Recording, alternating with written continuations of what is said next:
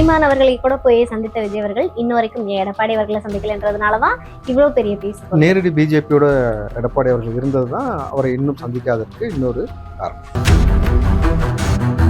இனி வரக்கூடிய யங்ஸ்டர்ஸ் எல்லாத்தையும் அரசியல் ஒரு சாக்கடைன்னு சொன்னாங்கல்ல, இந்த அரசியல் என்பது ஒரு சாக்கடை கிடையாது. இனி அரசியல்னா எப்படின்றத ஒரு புது ட்ரெண்டை நான் உருவாக்கி யங்ஸ்டர்ஸை கொண்டு வந்து ஒரு நல்ல ஆட்சி கொடுப்பனும். சரியில்லாத ஆட்சி கொடுத்தா 70 வருஷ கட்சியாக இருந்தாலும் மன்னன் மாமன்னனாக பாரம்பரியமா இருந்தாலும் உங்களை எப்படி தூக்கி அடிப்பாங்கிறதுக்கு இது ஒரு உதாரணம்ன்றத. விஜய் அவர்கள் ஆட்சி அமைக்கிறதுக்கு நாங்க ஆதரவு தரோம் சொன்ன கம்யூனிஸ்டா இருக்கட்டும், காங்கிரஸா இருக்கட்டும், இல்ல விசிகவா இருக்கட்டும், வெளியில போறதுக்கான வாய்ப்புகள் இருக்குமா சார்? நிச்சயமா இல்லை. பிஜேபியை சார்ந்து இயங்க நபர்கள் வந்தாதான் அங்க சிக்கல் ஏற்படும். நிறைய அமைச்சர்கள், முன்னாள் அமைச்சர்கள் மீதா இருக்கட்டும், இல்ல இப்ப இருக்கக்கூடிய எம்எல்ஏக்கள் மீதா இருக்கட்டும், பல வழக்குகள் இருக்கு. யார் சிஎம் இருக்கா? ஒருவேளை இவர்கள் மீது ஏதாவது பெரிய வழக்குகள் இருக்கு, அவர்கள் மீதான வழக்குகள் விசாரணைக்கு வருது, தவறுனாக்கா சட்டம் தன் கடமையை செய்யும். அதெல்லாம் தளபதி வந்து எந்த ஒரு காம்ப்ரமைஸும் ஆக மாட்டார். ரொம்ப நம்பிக்கையா இப்ப நீங்கள் வந்து பிற கட்சிகள்ல பெண்கள் உள்ள போனாக்கா பெண் காவலர்கள் மீது இடுப்புல கை வச்சு வம்புழுத்தவங்க எல்லாத்தையும் நம்ம போன ஆட்சி நடந்த விஷயத்தெல்லாம் பார்த்துடும் பொழுது சேட்டை இங்க செய்யறதுக்கான வாய்ப்பு கிடையாது. செஞ்சாக்கா அவன் நிச்சயமா புழல்லையோ அவன் விருப்பப்படுற இடத்துல வந்து அண்ணன் உள்ள வச்சான்.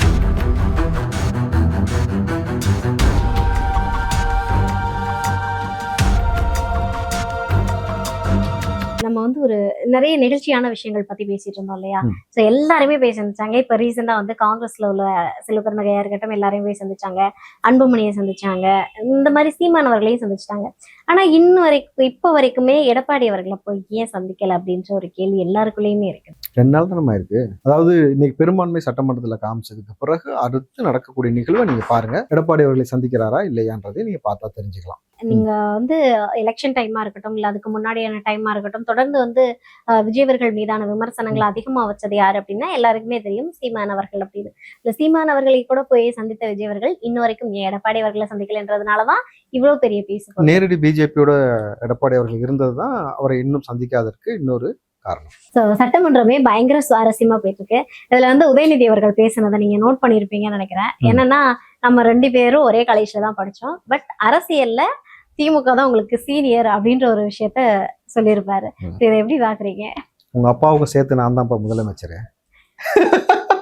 இப்போ உங்க அப்பாவுக்கு சேர்த்து நான் தான் முதலமைச்சர். இதுதான் தளபதியோட பதிலாக நான் சொல்றேன். புரியுதுங்களா? தளபதி அப்படிலாம் பேச மாட்டாரு, இருந்தாலும் சொல்றேன்.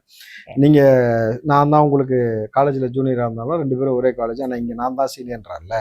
இந்த சீனியர் ஜூனியர்ன்றதை விட ஆட்சி நல்லாட்சி யார் கொடுக்க போறான்னு பார்க்கும் பொழுது இது வரைக்கும் அந்த சிஎம்கள்லயே அடுத்து இப்ப தளபதி விஜய் அவர்கள் வந்திருக்கிறது இன்னைக்கு இருக்க காலகட்டத்துல எவ்வளவு போதை கலாச்சாரம் இருக்கு, எவ்வளவு மோசமான ஒரு சூழல் இருக்குன்னு இது எல்லாத்தையும் மாற்றி அமைத்து ஒரு தலை சிறந்த முதலமைச்சராக தளபதி விஜய் அவர்கள் வருவாரு.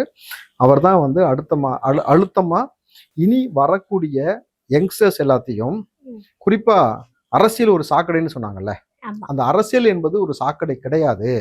அந்த அரசியல் சாக்கடைன்னு சொல்லிட்டு வருஷம் கூவத்தை சுத்தம் பண்றதுக்கே 1000 இருந்து 1500 கோடி ஒதுக்கி அதை ஒதுக்குன நீங்க உங்க எல்லாருக்கும் இனி அரசியல்னா எப்படின்றத ஒரு புது ட்ரெண்டை நான் உருவாக்கி யங்ஸ்டர்ஸை கொண்டு வந்து ஒரு நல்லாட்சி கொடுப்பனும்.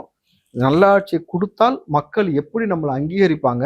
சரியில்லாத ஆட்சி கொடுத்தா 70 வருஷ கட்சியாக இருந்தாலும் மன்னன் மாமன்னனாக பாரம்பரியமா இருந்தாலும் உங்களை எப்படி தூக்கி அடிப்பாங்கிறதுக்கு இது ஒரு உதாரணம்ன்றத பறைசாற்றி இருக்கான்றதை நான் பார்க்கிறேன். கண்டிப்பா. இப்போ டிஎம்கே பீரியட்ல மதுவிலக்கு அப்படின்னு அமல்படுத்தும் போது 2016 நினைக்கிறேன். அப்ப என்ன ஆச்சுன்னா, டிஎம்கே வந்து தோல்வியை சந்திச்சாங்க. அப்ப என்ன சொன்னாங்கன்னா, நீங்க மதுவை ஒழிக்க போறேன்னு சொன்னதுனாலதான் வந்து உங்க ஆட்சி கவர்ந்துச்சு அப்படின்ற ஒரு பார்வையெல்லாம் இருந்தது.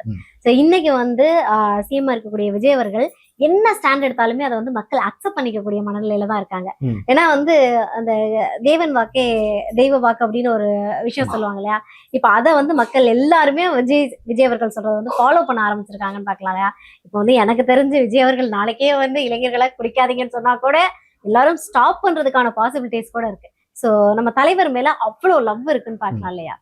இல்ல, அவருடைய அரசியல் அணுகுமுறை, அவர் எடுக்கக்கூடிய விஷயம் ஒவ்வொன்றும் இளைஞர்கள் மேல எவ்வளவு பெரிய இம்பாக்ட் ஏற்படுத்துதுன்னு பொழுது ஸ்டெப் பை ஸ்டெப்பா சில விஷயங்களை செய்யும் பொழுது லாங் டேர்மா இருக்கிற ஒரு விஷயத்த வந்து எப்பயுமே சடனா ஒரு விஷயத்த வந்து நம்ம ஸ்டாப் பண்ணிட முடியாது. பட் லாங் டேர்மா இருக்கிறத ஸ்டெப் பை ஸ்டெப்பா மாத்தி அந்த இளைஞர்களுக்கு பெரிய ஒரு டைவர்ஷனே எப்படி இருக்கணும்னாக்கா, தற்சார்பு முறையை நம்ம வளர்த்து கொடுத்து, தொழிலை வந்து வளர்த்து கொடுத்து அவர்களை அதில் ஃபோக்கஸ் பண்ண வைக்கிறது, விளையாட்டில் ஃபோக்கஸ் பண்ண வைக்கிறது. உங்களுக்கு எந்த விஷயம் நல்லா வருமோ அதற்கு வந்து அரசாங்கம் வந்து ஒரு மானியம் கொடுத்து ஊக்குவித்து உங்களை கொண்டு போகக்கூடிய விஷயமா இருக்கட்டும். அது கூடவே சைமல்டேனியஸாக போதைப் பொருளுடைய அவைலபிலிட்டியை வந்து இங்கே குறைக்கிறது. ஏன்னா அவைலபிலிட்டியை பொறுத்த வரைக்கும் தான் யூசேஜ் அதிகமாக இருக்கும். அப்போ அவைலபிலிட்டியை குறைச்சிட்டோம் பொழுது அந்த யூசேஜ் வந்து வராது. நீங்கள் இன்னைக்கு அந்த 90s கிட்ஸ்ன்னு சொல்கிறாங்கல்ல, அவங்களுக்கு கல்யாணமே ஆகாமல் இருக்குன்னு ஒரு பெரிய இது இருக்கும் பொழுது 90s கிட்ஸ் வந்து பாதி பேர் வந்து நீங்கள் நல்லா கவனிச்சிங்கன்னா பப்ஜின்னு ஒரு விளையாட்டு விளையாட ஆரம்பிச்சானுங்க. அதில் ஒரு அது எந்த நேரமும் விளையாடுறாங்கன்னு பெற்றோர்கள் மத்தியில் அது பெரிய ஒரு சங்கடத்தை ஏற்படுத்தினாலும், பட் அதில் ஒரு நல்லது என்னன்னாக்கா அவன் தேவையில்லாத விஷயத்துக்குள்ளேயே அவன் போகாமல் இந்த விளையாட்டில் உட்காந்து போயிட்டு இருந்தான். அதை குடியோ மற்ற தேவையில்லாத விஷயங்கள் போகாமல் அப்படி ஒரு விஷயம் ஒரு டைவர்ட் ஆகுது. அதுபோல் வந்து இவர் எடுக்கக்கூடிய முன்னெடுப்பு, ஏன்னா 1.5 கோடி வெளி மாநிலத்தவர் இங்கே வந்து வேலை செய்கிறான். அப்போ 1.5 கோடி பேர் வெளி மாநிலத்தவருக்கே வேலை இருக்கணும் பொழுது இங்கே உள்ள நபர்களுக்கு ஏன் வேலை இல்லாமல் போச்சு? அப்போ இதெல்லாம் லேக்ல இருக்கு. எதுக்காக விவசாயத்தை விட்டு மக்கள் வெளியேறினாங்க? ஸோ எதற்காக திருப்பூரில் வந்து இவ்வளோ வந்து வடமாநிலத்தில் வந்து இருக்கிறாங்க? ஸோ எல்லாத்தையும் நீங்கள் கால்குலேட் பண்ணி ஒவ்வொரு விஷயத்தையும் இனிஷியேட்டிவ் எடுக்கும் பொழுது இந்த சிறு குறு தொழில்கள் இந்த எம்எஸ்எம்லாம் அழிஞ்சு போச்சு. அது எல்லாத்தையும் வந்து மீட்டெடுக்கக்கூடிய வேலை செய்யும் பொழுது ஒரு தரமான தமிழகம் உருவாகும். அது வந்து வருமானத்திலையும் சரி, உழைப்பிலும் சரி, மக்களை நேர்வழிப்படுத்தலையும் சரி ஒரு பெரிய மாறுதலை ஏற்படுத்துவார். ரெண்டாவது விஷயம், இவர் முன்னின்று செய்யும் போது எல்லாருமே அதை செய்வாங்க. ஏன்னா ஒரு ஈகோ இல்லாமல் ஒரு முதலமைச்சர் வந்து டேபிளை சடனாக தூக்கினா தெரியுமா பதவியேற்றும் பொழுது? அப்போ ஒவ்வொரு நபரும் வந்து இந்த தொழிலை செய்வது, நான் விவசாயத்தை செய்வது கொஞ்சம் அது எனக்கு சரியா வரல, நான் அந்த வேலை செய்யறது வந்து வெளியில சொல்ல மாட்டேன், இங்க இருந்து நான் வெளியூருக்கு போய் கூட ஒட்டகம் ஏற்பேன், ஆனா இங்க வந்து இதெல்லாம் செய்ய மாட்டேன்னு சொல்லி இந்த மனநிலை இருக்கலாம். இதெல்லாம் மாறிட்டு எந்த வேலை செய்தாலும் அந்த வேலையை நம்ம வந்து தீர்க்கமா விரும்பி செய்யும் பொழுது அதுல பெரிய வளர்ச்சி இருக்கும்.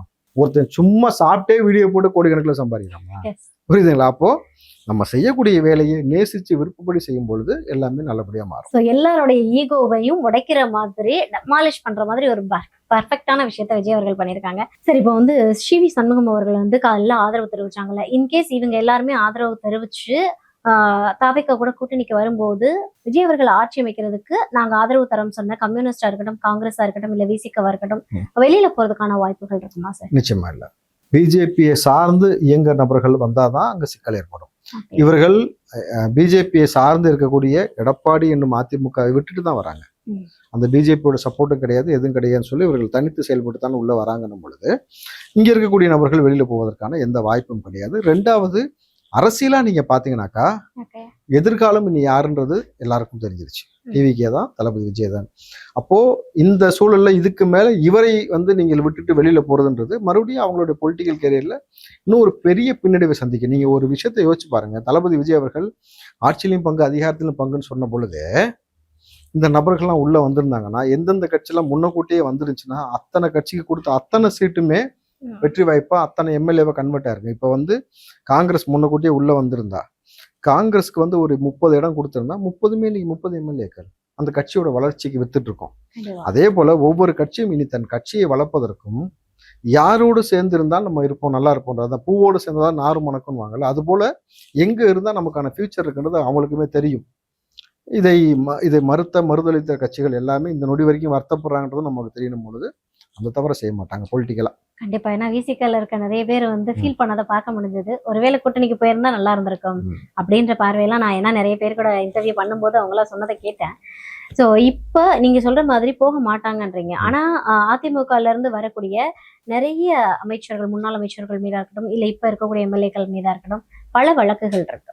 ஸோ அப்படி இருக்கும்போது அவங்க எல்லாரும் தாவேக்காக்கு வரதை மக்கள் அங்கீகரிப்பாங்களா? யார் சிஎம் இருக்கா? நீங்க அதை தான் பார்க்கணும். இங்கே தளபதி தான் சிஎம். அங்கே அவர் தலைமையில நீங்க வந்துட்டு உட்காந்துக்கிட்டு நீங்க மறுபடியும் ஏதாவது தப்பு பண்றதுக்கான வாய்ப்பு இருக்குமானா இருக்காது. ஒருவேளை இவர்கள் மீது ஏதாவது பெரிய வழக்குகள் இருக்கு, அவர்கள் மீதான வழக்குகள் விசாரணைக்கு வருது, தவறுனாக்கா சட்டம் தன் கடமையை செய்யும். அதெல்லாம் தளபதி வந்து எந்த ஒரு காம்ப்ரமைஸும் ஆக மாட்டார். பொழுது ஒரே விஷயம் தான், உப்பு தின்னா தண்ணி குடிச்சுதான் ஆகணும்.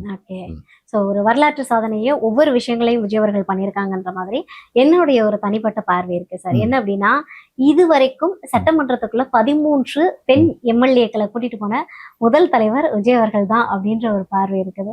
உங்களுக்கு அந்த மூமெண்ட் எப்படி இருக்கு? ஏன்னா எனக்கு தெரிஞ்சு என்னுடைய இத்தனை காலம் நானும் ஒரு கிட்டத்தட்ட எனக்கும் ஒரு ஏஜ் ஆயிடுச்சுன்றப்போ நான் பல காலமா சட்டமன்றத்தை பார்த்திருக்கேன்றப்போ இத்தனை எம்எல்ஏக்கள் மொத்தமா சட்டமன்றத்துக்குள்ள போயிருக்காங்களான்றது கிடையாது. எப்படி இருக்கு இந்த மூமெண்ட்? இல்ல, பெண்களுக்கான முக்கியத்துவம் அதிகமா கொடுக்கறதுக்கு சொல்றதை தாண்டி நான் தான் சொன்னேன், ஆரம்பத்துல இருந்தே அவர் சொல்றது அரசியலை ஒரு துறையாக தேர்ந்தெடுத்து வாருங்கள். நீங்கள் வந்து உங்களை வந்து தனிமைப்படுத்திக் கொள்ளாதீர்கள்.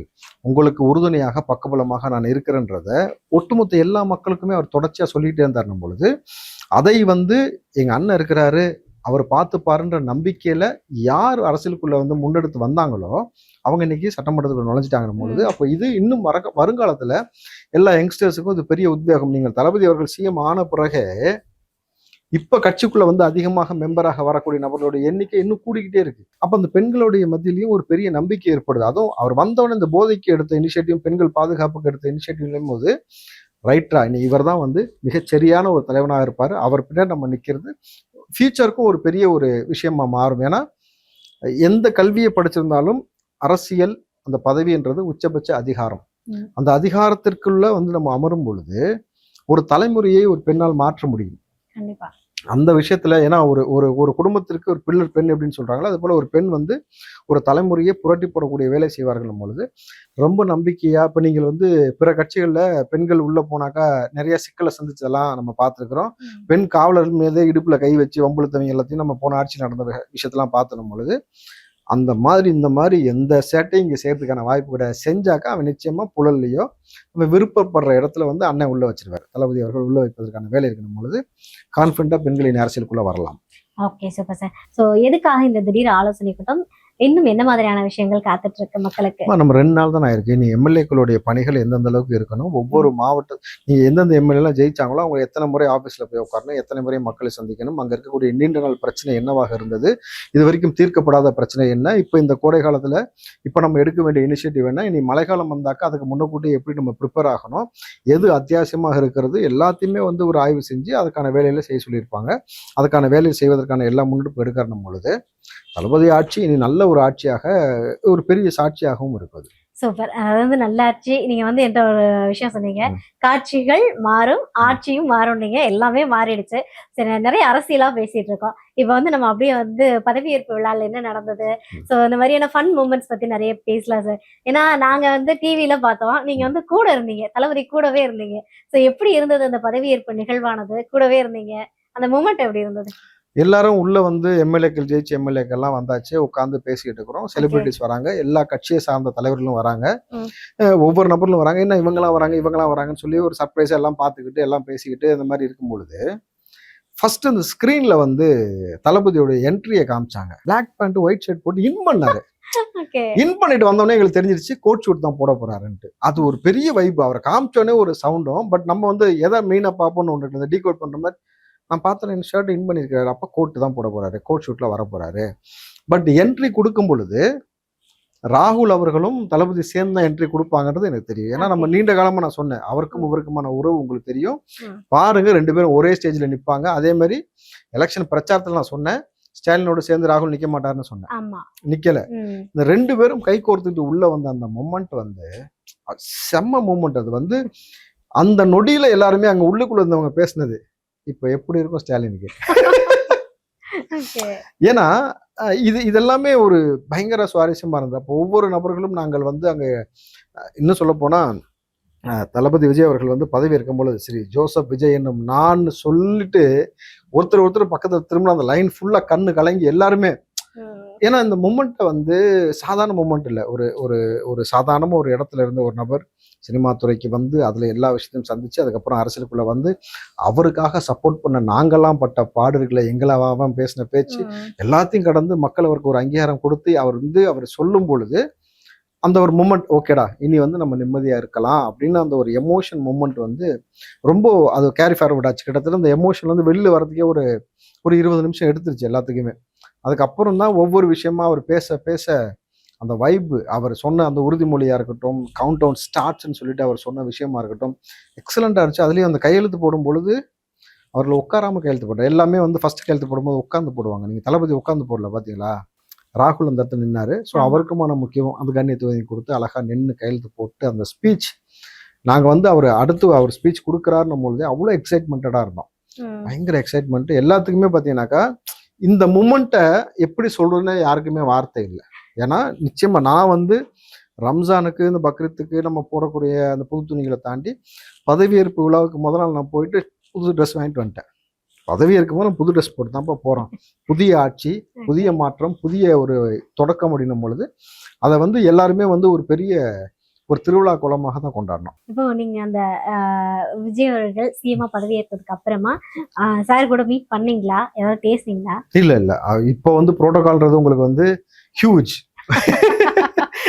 நாங்க தளபதியை வந்து மத்த எவ்வளவு நிகழ்வுகளை சந்திச்சுக்கிறது, பேசுனது, இஃப்தார் நிகழ்ச்சியில் நான் கூட இருந்து, ஆனா வந்து ஆமா அந்த இஃப்தார் நிகழ்ச்சி நான் தளபதிக்கு நான் கொடுத்த அந்த போட்டோ ஃப்ரேம் வந்து நான் அவருக்கு முன்னாடியே கெஸ் பண்ணிருக்கீங்க. ஆமா, the missile man of scientist வந்து APJ, the missile man of politics Thalapathy விஜய்ன்னு சொல்லிட்டு தான் அதை நான் கொடுத்துட்டு அவர்கிட்ட சொன்னேன், அண்ணா அதை படிச்சு பாருங்கன்னு சொல்லிட்டு படிச்சு பார்த்துட்டு அப்படின்னாரு.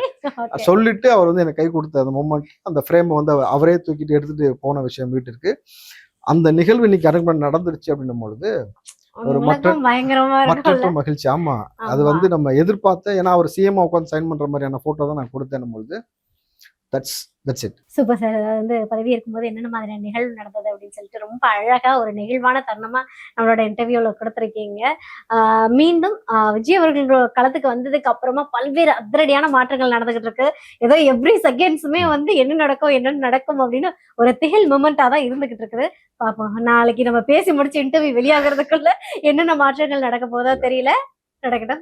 அடுத்த நொடி ஆச்சரியத்துக்குரியதுன்னு சொல்லுவாங்க. அந்த வார்த்தையை நான் இப்பதான் ரொம்ப ரியலைஸா ஃபீல் பண்ணேன். நீங்க மட்டும் இல்ல, அடுத்த நொடி ஆச்சரியத்துக்குரியது என்பது போல ஒவ்வொரு நொடியும் அது ஆச்சரியமா மாறிக்கிட்டே இருந்துச்சு. எலெக்ஷன்ல கண்டக்ட் பண்ணது ரிசல்ட் வந்ததுக்கு பிறகு அந்த 4 நாள் பதவி ஏறதுக்குள்ளேயும் அது நடந்த சுவாரஸ்யம். அப்புறம் பதவி ஏற்றனே அவர் போட்ட முதல் 3 கையெழுத்து, அதற்கு பிறகு டாஸ்மார்க்ல இருந்து நீங்க குடிநீர் சம்பந்தப்பட்ட விஷயம்ல இருந்து குட்கா பொருளை ஒழிக்கணும்னு சொன்னது இருந்து ஒவ்வொரு விஷயமும் அடுத்தடுத்த சட்டமன்றம் பார்த்தீங்கன்னா ரொம்ப சுவாரஸ்யமா போகுது. இவரும் ஒவ்வொருத்தரை சந்திக்கக்கூடிய விஷயமும் நடக்கிற பொழுது இனி தமிழ்நாட்டில் சுவாரஸ்யங்களுக்கு பஞ்சம் இருக்காது. நிகழ்வுகள் அடுத்தடுத்து களம் வந்து சூப்பரா இருக்கும். தளபதி சொன்னது போல கான்ஃபிடண்டா இருங்க, நல்லது நடக்கும், நல்லது மட்டுமே நடக்கும். ஆனா உப்பு தின்னவன் தண்ணி குடிக்கக்கூடிய சூழலும் ஏற்படும். ரொம்ப வெகு விரைவில் அப்படின்னு எடுத்துக்கலாம். ஆமா. ஓகே சார், நன்றி சார். நன்றிமா.